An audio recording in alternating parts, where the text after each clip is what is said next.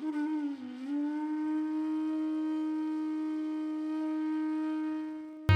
ये विवाह है आदर्श, प्रभु के साथ अलौकिक विवाह है ना। हमारे यहाँ ब्रह्म संबंध के लिए भी यही कहते हैं कि जीवात्मा का प्रभु के साथ का अलौकिक विवाह। ये ब्रह्म संबंध तो नया जन्म मानते हैं उसको। इसलिए देखो 3 जन्म की वार्ता, आप 84 विष्णु में बांचोगे ना, क्या लिखा होता है? 3 जन्म की वार्ता। 3 जन्म कौन से? एक जन्म वैष्णव का है नित्य लीला में, प्रत्येक का नित्य लीला में एक सखी स्वरूप है। फिर कोई माँ बाप के घर जन्म लेना, ये उसका दूसरा जन्म। और तीसरा जन्म कौन सा? श्री महाप्रभु जी, गोसाई जी, गोकुलनाथ जी के पास ब्रह्म संबंध लेकर उस जीव का पुनः नया जन्म होता है। ये तीसरा जन्म कि अब एक वैष्णव रूप से उसका जन्म हुआ। देखो ब्राह्मण को द्विज कहा जाता है, 2 बार जन्म होता है ना उसका। एक जब वो जन्मता है वो, और एक उसके उपनयन संस्कार होते हैं, तब वेद अध्ययन का अधिकार उसको मिलता है, एक नया जन्म माना जाता है। वैसे ही वैष्णव का ब्रह्म संबंध के द्वारा दूसरा जन्म होता है। हमारे वार्ता में आता है, परीक्षा करी कि इस जन्म में मैंने आपके पैसे नहीं लिए, अरे मैंने तुमको धन दिया था, पोटली ले गया था, इस जन्म में आपको तो परीक्षा कर दूं। अग्नि हाथ में लेकर बताया और अग्नि ने जलाया भी नहीं उसको। आश्चर्य हुआ कि ले गया और अग्नि भी इसका साथ दे रही। तब धन लाकर, पोटली लाकर उस सेठ जी को दी और कहा, मैंने ब्रह्म संबंध से पहले तुझसे धन लिया था, और अब ब्रह्म संबंध के बाद मैंने कहा कि इस जन्म में धन नहीं लिया। तो ठाकुर जी ने भी प्रमाण करके बताया कि ब्रह्म संबंध लेने से नया जन्म होता। तो इस प्रकार 3 जन्म की वार्ता हमारे कही जाती। भागवत जी आगे कहा कि किसके पास कथा सुननी, वक्ता का लक्षण क्या? तो विरक्तो वैष्णवो विप्रो वेद शास्त्र विशुद्धिकृत दृष्टांत कुशलो धीरो वक्ता कार्योति निस्पृहा। विरक्तो, बहुत लौकिक में आसक्त न हो। वैष्णवो, वक्ता भागवत का वैष्णव होना चाहिए। જેને પોતાને ઠાકોરજીમાં શ્રદ્ધા ન હોય, પ્રભુને માનતો ન હોય, એ તમને પ્રભુમાં પ્રીતિ કેમ જગાવી શકે? એટલે જેના મુખે ભાગવત સાંભળો એ પોતે ઠાકોરજીનો અનન્ય ભક્ત હોવો જોઈએ। આ પહેલી શરત છે। વૈષ્ણવો, વિપ્રો, બ્રાહ્મણ હોવો જોઈએ, ગમે તેના મુખે ભાગવત ન સંભળાય। विरक्तो वैष्णवो विप्रो वेद शास्त्र विशुद्धिकृत, वेद शास्त्र का जानकार होना चाहिए। दृष्टांत कुशलो, कठिन कठिन बातों को सरल दृष्टांत देकर जो समझा पाए, ऐसा होना चाहिए। धीरो वक्ता कार्योति निस्पृहा। कहाँ कथा बिठानी? तो विशाला वसुधा यत्र तीर्थे वापी वने वापी, तीर्थ में, वन में विशाल वसुधा, जहां अधिक लोग आनंद से श्रवण कर पाए, ऐसी जगह रखनी। जो तमें कोई अन्न क्षेत्र खोली हो, आपने कोई अन्न क्षेत्र खोला हो, उसमें जितने लोग ज्यादा भोजन कर जाएं उतना पुण्य अधिक। वैसे ही कथा बिठाई हो और जितने लोग ज्यादा सुन जाएं उतना भागवत का फल अधिक है। ये तो वही जब परब खोली हो ने જેટલા પાણી પી જાય એટલું પુણ્ય વધારે, એમ કથા પણ એવી પરબ છે કે જેટલા લોકો સાંભળી જાય એટલું પુણ્ય વધારે। छठा अध्याय ने विराम आपिए। बोलो गोवर्धन नाथ की जय, भागवत भगवान की जय, श्री गोकुल नाथ की जय।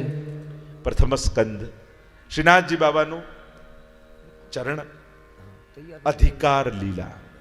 देखो अधिकार शब्द 2 अर्थ में प्रयुक्त किए जाते हैं वैसे व्यवहार में। एक प्रयुक्त किया, इस पर मेरा अधिकार है, हक के रूप में, और शायद इसका अधिकार नहीं होगा, पात्रता के रूप में। अधिकार शब्द के प्राय 2 अर्थ करते हैं। यहां जो अर्थ है वो पात्रता के रूप में है। गांव में 20 इंच बरसात हुई हो, पर एक बटेरा पड़ा हो छत पर या कुल्लड़ पड़ा हो, तो कुल्लड़ में तो कुल्लड़ जितना ही भरेगा, भले ने गांव में 20 इंच बारिश हुई है। ये इसका उसका अधिकार है। जिसका जितना अधिकार इतनी ही उसको प्राप्ति। देखो 3 प्रकार के अधिकारी श्रोताएं आते हैं भागवत सुनने, आदि भौतिक, आध्यात्मिक और आदि दैविक।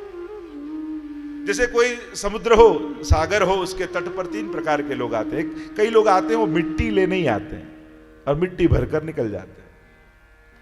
ऐसे ही जो केवल व्यवहार संभालने आते हैं। इनने कथा नहीं बैठाई है, इनने बिठाई और नहीं गए तो इनको बुरा लग जाएगा, तो कई बार भगवान को अच्छा लगेगा या बुरा लगेगा ये नहीं सोचते, पर लोगों को अच्छा लगेगा कि बुरा लगेगा इसकी चिंता ज्यादा करते हैं हम लोग। तो जो केवल व्यवहार संभालने आते वो मिट्टी ले जाने वाले हैं अधिकारी। कई लोग आते हैं वो जो शंख आदि छीप आदि पड़े होते हैं उनको लेकर चले जाते हैं। तो भागवत के कई श्रोता ऐसे आते हैं जो मुक्ति पाने आते हैं कि हमको मोक्ष मिल जाए, और कई ऐसे सागर किनारे आते हैं जो किनारे नहीं खड़े रहते, वो तो अंदर गोथा लगाते हैं और सागर के अंदर पड़े हुए रत्नों को लेकर जाते हैं। तो कई ऐसे श्रोता आते हैं जो केवल मुक्ति के लिए नहीं, पर जो भागवत रूपी सागर में जो भक्त के भाव रूपी रत्न पड़े हैं उनको लेने आते हैं। यह आधिदैविक श्रोता। तो 3 प्रकार के अधिकारियों की चर्चा श्रीमद् भागवत में प्रथम स्कंद में आई। यह अधिकार लीला है। 19 अध्याय में अधिकारियों की चर्चा आई। उत्तमाधिकारी, मध्यमाधिकारी और कनिष्ठाधिकारी। देखो, कनिष्ठ कहूं तो हीन मत माना, हीनाधिकारी कहूं तो खराब अर्थ नहीं होता है, मध्यम से उतरता। भार देना है अधिकारी शब्द पर, उत्तम मध्यम कनिष्ठ फिर बाद में आएगा। ये कनिष्ठ अधिकारी है। इसलिए जब सुत जी और सौनक जी की बात आए, जब हीनाधिकारी को हम बोलते हैं तो लोग ये हीन है, खराब है, खराब अर्थ नहीं होता है, मध्यम से उतरता होता है। तो अधिकार शब्द पर भार देना, क्योंकि भगवान पहले पात्रता सिद्ध कराते हैं और फिर प्राप्ति कराते हैं। पर पात्र बनने की प्रक्रिया जब होती है ना, तो जीव को वो परीक्षा जैसी लगती है। निर्णय जल्दी मत करो, ये परीक्षा नहीं है, पात्रता की सिद्धि हो रही है। जैसे कोई मिट्टी को कुम्हार होता है तो पैर से कुचलता है तो मिट्टी को होता है कि मैंने ऐसे कौन से पाप किए कि पैरों में कुचला जा रहा हूं। फिर चाक पे रख देता है, थप्पड़े लगाता है जोर जोर से, तो मिट्टी को होता है मैंने ऐसे कौन से पाप किए, थप्पड़े खा रहा। फिर जहां घड़ा का आकार बनता है तो अग्नि में डाल आता है, और भड़बड़ते अग्नि में, बलबलते अग्नि में जलता है वो घड़ा, मिट्टी जलती है, और उस मैंने ऐसे कौन से पाप किए कि मैं जल रहा हूं, इतना सब अग्नि में मुझे जलाया जा रहा है। और जहां पक जाता है तो बाजार में बेच आता है घड़े को, और जो आता है पर माथे पे टकोरे मार मार कर देखता है ठीक है कि नहीं, ठीक है कि नहीं। तब होता है कि क्या मैंने कौन से पाप किए, ऐसे लोगों के टकोरे खाने पड़ते। पर एक दिन सुबह एक वैष्णव आया, पैसे देकर घड़ा लेकर गया, अपरस की ले गया कुएं के पास, जल भरा, ठाकुर जी की सेवा में पधराया और झारी लेकर आया, और उस घड़े में से जल भरकर झारी भरी। तब मिट्टी को समझ में आया जो इस प्रक्रिया से मैं गुजरी नहीं होती तो ठाकुर जी का झारी भरने का पुण्य मुझे कभी प्राप्त नहीं होता। ये झारी भरने का लाभ, ये अवसर मेरे जीवन में कभी नहीं आता जो इस प्रक्रिया से मैं गुजरी नहीं होती। तो कभी प्रभु है ना, पहले पात्रता सिद्ध करते हैं फिर प्राप्ति कराते हैं।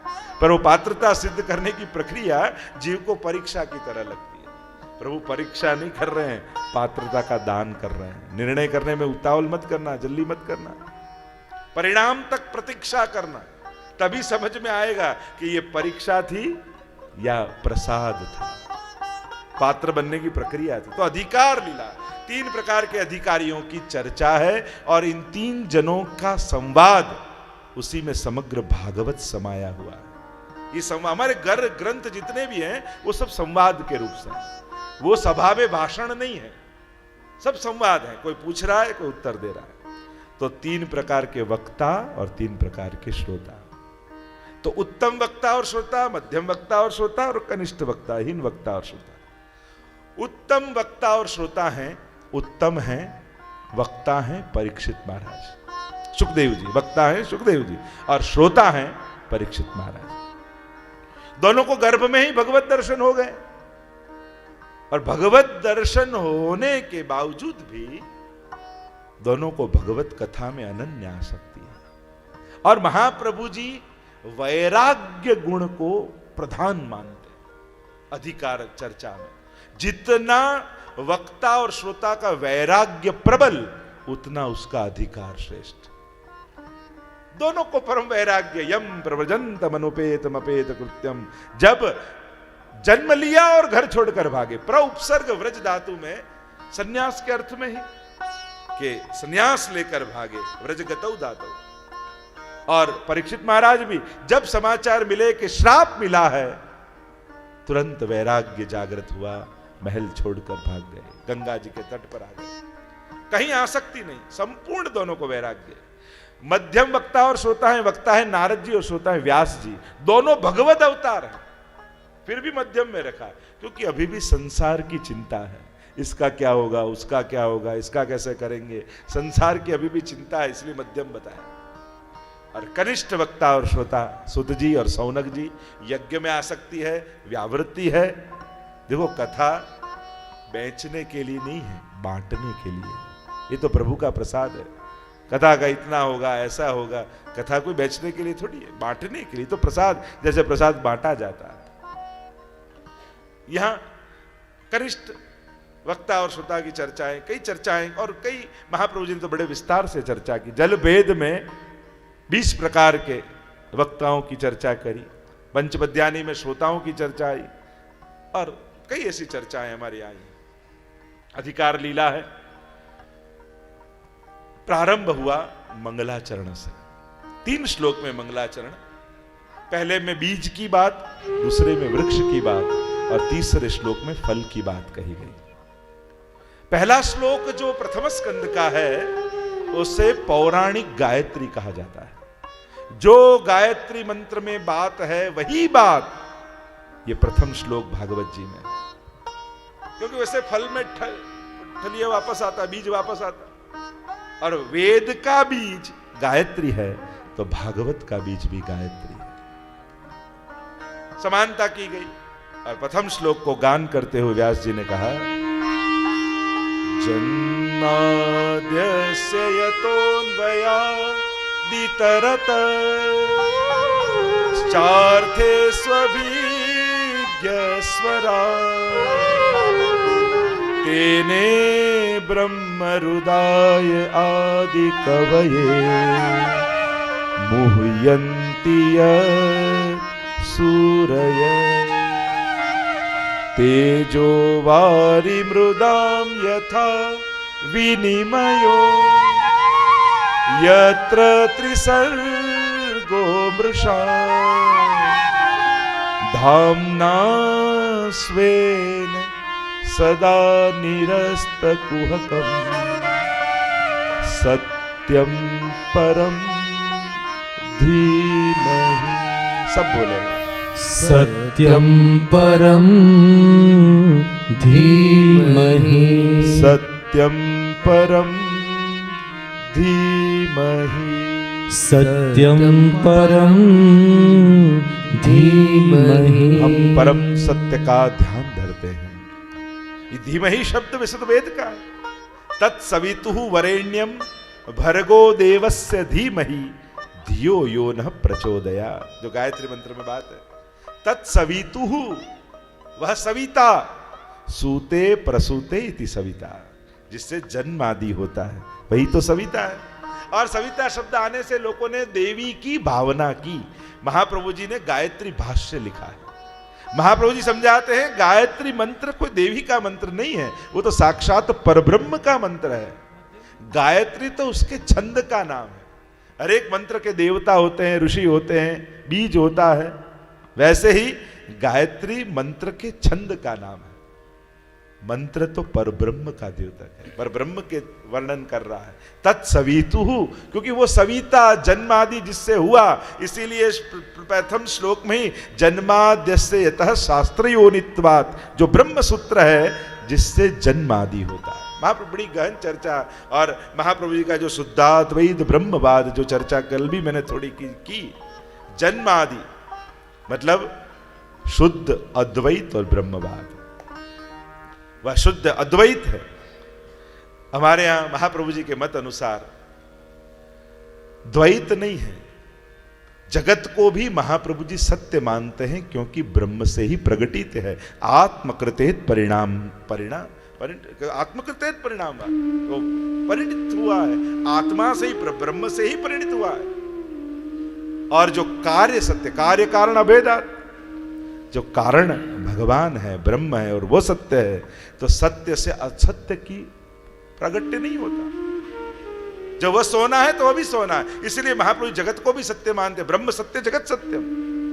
दो प्रकार के परिणामवाद होते, विकृत परिणामवाद, अविकृत परिणामवाद। जैसे दूध में से दही बनता है पर दही से वापस दूध नहीं होता, वैसे ही रबर को यूं खींचो तो लंबा हो जाता है, छोड़ो तो जितना था इतना हो गया। वैसे ओम पूर्णमदः पूर्णमिदं पूर्णात् पूर्णमुदच्यते पूर्णस्य पूर्णमादाय पूर्णमेवावशिष्यते। यहां उत्पत्ति और नाश नहीं है, यहां आविर्भाव और तिरोभाव है। ब्रह्म ही जगत रूप से आविर्भूत होता है। देखो, जो मोह माया से प्रकट है, अहमता ममसा से प्रकट है, वो संसार को मिथ्या महाप्रभु जी मानते हैं, पर जगत को, सृष्टि को सत्य मानते हैं, क्योंकि ब्रह्म से प्रकटित है। तो पूर्ण ब्रह्म में से पूर्ण जगत प्रकट होता है, तो ब्रह्म में कोई कमी नहीं आती, वो पूर्ण ही रहता है। और पूर्ण जगत पूर्ण ब्रह्म में मिल जाए, तिरोधान हो जाए, उसका तिरोभाव हो जाए, तो उसमें कोई बढ़ नहीं जाता है, उतना ही रहता है। अविकृत परिणामवाद है। कहो कि जगत तो नाशवंत है, फिर उसको सत्य क्यों मानते हो?